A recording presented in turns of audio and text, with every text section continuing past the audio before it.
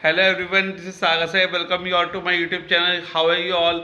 सो students, इस ये video आप लोगों के लिए बहुत खास होने वाली है क्योंकि इस वीडियो के थ्रू मैं स्टार्ट कर रहा हूँ अपने इंपॉर्टेंट क्वेश्चन जिज्ञासा के इंपॉर्टेंट क्वेश्चंस आपके चैप्टर इलेक्ट्रिसिटी साइंस। राइट, तो सभी बच्चे जल्दी से इन क्वेश्चंस को कवर करिएगा क्योंकि आप लोगों को पता है कंपार्टमेंट के एग्ज़ाम जस्ट आ गए हैं। तो ये वीडियो बहुत इफेक्टिव होने वाली है स्कूल्स के बच्चों के लिए जो बोर्ड के एग्ज़ाम देंगे और कंपार्टमेंट के बच्चों के लिए। ठीक है, तो जल्दी से शेयर कर दें सभी कंपार्टमेंट के बच्चों के लिए। ठीक है, ये वीडियो बहुत खास है, तो जितने भी बच्चे आपके नॉलेज में हैं कंपार्टमेंट के, तो सभी को शेयर करना। हो सकता है इन क्वेश्चंस में से कुछ क्वेश्चन उनको मिल जाए और उनका पेपर इजी बन जाए। राइट, तो जल्दी से स्टार्ट कर लेते हैं questions. Question number 1, what are conductors and insulator, name them. तो कंडक्टर्स और इंसुलेटर्स क्या होते हैं, आप उनके नाम बताइए बेटा। कंडक्टर्स क्या होता है? कंडक्टर्स आपके वो सब्सटेंस होते हैं जिनके थ्रू इलेक्ट्रिसिटी और इलेक्ट्रिक करंट और इलेक्ट्रिक चार्ज आपका फ्लो कर सकता है। उन्हें क्या बोलते हैं हम? कंडक्टर्स। क्या बोलते हैं बेटा उन्हें? कंडक्टर्स। फॉर एग्जाम्पल सारे मेटल्स आपके और human body is also a conductor. Right, insulators क्या होते हैं? जिनके थ्रू इलेक्ट्रिक करंट और इलेक्ट्रिसिटी पास नहीं हो सकती, उन्हें इंसुलेटर्स बोलते हैं। जैसे रबर है, प्लास्टिक है, ग्लास है, ड्राईवुड है एंड सो ऑन। तो सभी बच्चों को क्लियर हो गया? चलिए आगे। Define electric current and write electric circuit diagram और the prepare electric circuit diagram. तो इलेक्ट्रिक सर्किट क्या होता है आपका? इलेक्ट्रिक सर्किट क्या होता है? एक क्लोज कंटिन्यूस पाथ होता है किसका? इलेक्ट्रिक करंट का। यानी कि उसके अंदर क्या क्या प्रेजेंट होगा? Connecting wire, switch, battery and the bulb. तो इन चारों से मिलकर क्या बनता है? एक आपका सर्किट बनता है जिसके अंदर इलेक्ट्रिक करंट आपका फ्लो करता है, और वो सर्किट बेटा आपका क्लोज्ड होना चाहिए तभी से करंट आपका फ्लो कर पाएगा। That is called electric circuit. Right, electric circuit diagram यानी कि अगर उस सर्किट को रिप्रेजेंट कर रहे हैं सिंबल की हेल्प से, तो जो आपका सर्किट बनता है उसे बोलते हैं इलेक्ट्रिक सर्किट डायग्राम। ठीक है, ये दिखा रखा मैंने आपको electric circuit diagram.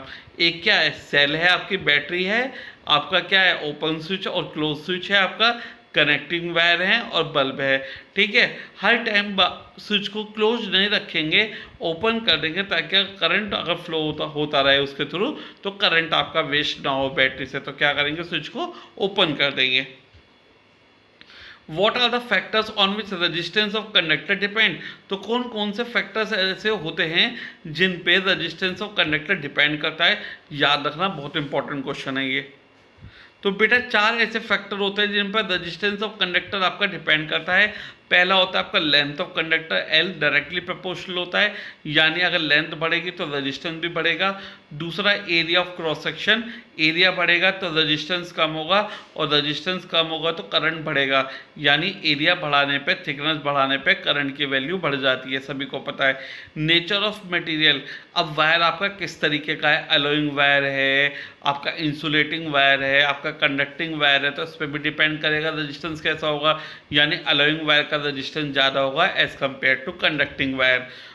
Fourth is temperature, अगर हम टेम्परेचर बढ़ाते हैं तो रेजिस्टेंस ऑफ कंडक्टर आपका बढ़ेगा। याद रहेगा सही बच्चों को? ठीक है, टेम्परेचर बढ़ाओगे तो रेजिस्टेंस ऑफ कंडक्टर भी आपका बढ़ेगा। आगे चलते हैं बेटा। Question number 4, right the advantage of parallel circuit over series circuit. सभी बच्चों को याद होंगी, लेकिन अगर याद नहीं है तो नहीं याद कर लो, पेपर में आने के पूरे पूरे चांसेस हैं। ठीक है, पहला, if one appliance stops working due to some reason then all of the appliance keeps on working. अगर एक अप्लायंस आपका रुक जाएगा तो बाकी सारे आपके चलते रहेंगे। दूसरा, all the appliances have their individual switch, सबका अपना अपना स्विच होगा तो सभी को आप ऑपरेट कर सकते हो आसानी से। ट्यूब जलानी है तो ट्यूब चलाइए, और फैन चलाना है तो फैन चलाइए। All the appliances get the same voltage, आपको पता है डोमेस्टिक में 220 वोल्ट आती है, so there will be no chance of fluctuation, सबको एक जैसी वोल्टेज मिलेगी। And the total resistance of the parallel circuit, जो टोटल रेजिस्टेंस होगी सर्किट की वो इंडिविजुअल से कम होगी। तो यानी कि chance of flowing the current क्या हो जाएगा? ईजी हो जाएगा, करंट आसानी से फ्लो करता रहेगा। तो होगा क्या? करंट आसानी से अगर आपका फ्लो कर जाएगा तो आपको कोई भी प्रॉब्लम नहीं आएगी सर्किट पे, तो इसलिए आपका पैरेलल सर्किट अच्छा होता है। Question number 5, state joules law of heating. Joules law of heating क्या होता है आपका, हीट जो प्रोड्यूस होगी एक सर्किट में वो डायरेक्टली प्रोपोर्शनल होगी करंट के स्क्वायर के, डायरेक्टली प्रोपोर्शनल होगी रेजिस्टेंस के, और डायरेक्टली प्रोपोर्शनल होगी टाइम के। यानी करंट बढ़ेगा तो भी हीट बढ़ेगा, रेजिस्टेंस बढ़ेगा तो भी हीट बढ़ेगा, टाइम बढ़ेगा तो भी हीट आपका बढ़ेगा। सबको कंबाइन कर देंगे तो एच डायरेक्टली प्रोपोर्शनल हो जाएगा I square into R into T. तो ये फॉर्मूला बन जाएगा आपका हीट का। यानी अगर आपको किसी क्वेश्चन में हीट एनर्जी निकालनी है तो H is equal to I square into R into T. Question number 6 क्या आपका, define electric power, define the unit of power और write commercial unit of electric energy. What is electric power, that is the rate of doing work. Electric power का formula होता है work done upon time taken. ठीक है, इसके बाद define the unit of power. Power की unit क्या होती है, वॉट। अब 1 वॉट किसके इक्वल होता है, 1 जूल अपॉन 1 सेकेंड के। यानी जब 1 जूल वर्क करा जाएगा 1 सेकेंड में तो पावर कितनी ड्रॉ होगी आपकी, 1 वॉट ड्रॉ होगी। Commercial unit of electric energy क्या होती है, commercial unit of electric energy is what, kilowatt hour. What is the commercial unit of electric energy, the commercial unit of electric energy बेटा kilowatt hour होती है, KWH। Why heating element of electrical heating appliances are made of alloy rather than the pure metal। जो heating element हैं वो आपके alloy के क्यों बनाए जाते हैं प्योर मेटल के बजाय, क्योंकि एक तो उनकी रजिस्टिविटी बहुत ज़्यादा हाई होती है जिससे कि बहुत ज़्यादा हीट प्रोड्यूस होती है और वो आसानी से ऑक्सीडाइज नहीं होते इवन एट हाई टेम्परेचर। तो हाई टेम्परेचर पे भी वो ऑक्सीडाइज नहीं होते, इसलिए वो अलॉय के बनाए जाते हैं। क्वेश्चन नंबर 8 की बात करें तो define electric current and right it's SI unit. Electric current क्या होता है, that is the rate of flow of charge in a conductor. एक कंडक्टर में कितना चार्ज फ्लो कर रहा है आपका किसी टाइम के साथ, वो होता है आपका इलेक्ट्रिक करंट। उसका फॉर्मूला क्या होता है, I is equal to Q upon T. सभी बच्चे याद रखेंगे क्या फॉर्मूला होता है इलेक्ट्रिक करंट का, I is equal to Q upon T. सबको याद रहेगा बेटा, पक्का। चलिए आगे चलते हैं।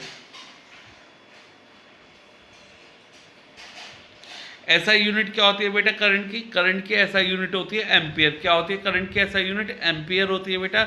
और 1 एम्पियर किसके इक्वल होता है, 1 कूलम अपॉन 1 सेकेंड के। 1 एम्पियर किसके इक्वल होता है, 1 कूलम अपॉन 1 सेकेंड के। जब एक सर्किट में 1 कूलम करंट फ्लो करेगा 1 सेकेंड में तो करंट कितना ड्रॉ होता है आपका, 1 ampere. Now the question number 9 is state heating effect of current. Heating effect of current क्या होता है बेटा, आपको पता है जब एक सर्किट में, ठीक है, या एक सर्किट में इलेक्ट्रिक करंट को पास कराया जाता है, अब वो सर्किट आपका हाई रेजिस्टेंस वाला सर्किट होगा यानी कि नाइक्रोम वायर से बना हुआ होगा। तो जो रेजिस्टेंस वायर होती है यानी कि जो अलाउइंग वायर होगी वो आपकी बहुत ज़्यादा गर्म हो जाएगी, बहुत ज़्यादा हीट प्रोड्यूस करेगी, जिसकी वजह से आपकी क्या होगी, हीटिंग एलिमेंट आपका गर्म होना स्टार्ट होगा and that is called heating effect of current. जैसे कि आपका क्या है, इलेक्ट्रिक ओवन है, गैस गीजर्स हैं आपके, उनके जो वायर्स हैं अलाउइंग वायर वो गर्म होना स्टार्ट हो जाएगी। प्रेस है आपके घर की, इलेक्ट्रिक आयरन है, तो उनके जो एलिमेंट्स होते हैं वो हीट अप होना स्टार्ट होते हैं, इसलिए हो जाते हैं क्योंकि उनके अंदर क्या लगी होती है, नाइक्रोम की मैंगनीज की अलाउइंग वायर लगी हुई होती है, समझे। तो वो उस हीट एनर्जी को निकालने का फॉर्मूला क्या होता है, H is equal to I square into R into T. Now the question number 10 is which metal is use for filament of electric bulb and Y.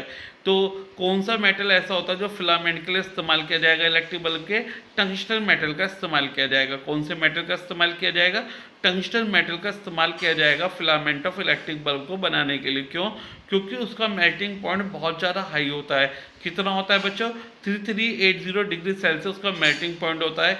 क्योंकि उसका मेल्टिंग पॉइंट बहुत ज़्यादा होता है तो वो आसानी से ऑक्सीडाइज नहीं करता, आसानी से नहीं जलता, इसलिए टंगस्टन मेटल का प्रयोग करा जाता है इलेक्ट्रिक बल्ब के फिलामेंट को बनाने के लिए। तो आई होप्स ये 10 क्वेश्चन जो कि बहुत इंपॉर्टेंट है आपके इलेक्ट्रिसिटी चैप्टर के जिज्ञासा के हिसाब से, तो आप सभी लोगों को क्लियर हो गए होंगे और अपने कंपार्टमेंट के पेपर को बहुत अच्छे से करके आएंगे इलेक्ट्रिसिटी चैप्टर के इस वीडियो को देखने के बाद। और अगर आप चाहते हैं कि आपको आने वाली वीडियोस ऐसे ही मिलती रहें तो आप इस चैनल को सब्सक्राइब जरूर करना, 5 बच्चों को जरूर शेयर करना, क्योंकि आपका एक शेयर किसी बच्चे के कंपार्टमेंट एग्ज़ाम को क्लियर करा सकता है और स्कूल के एग्ज़ाम्स में अच्छे नंबर दिला सकता है। तो बेटा 5 बच्चों को जरूर शेयर कीजिएगा। सागर बंसल सर का साथ हमेशा आपके साथ, जिज्ञासा है तो मुमकिन है।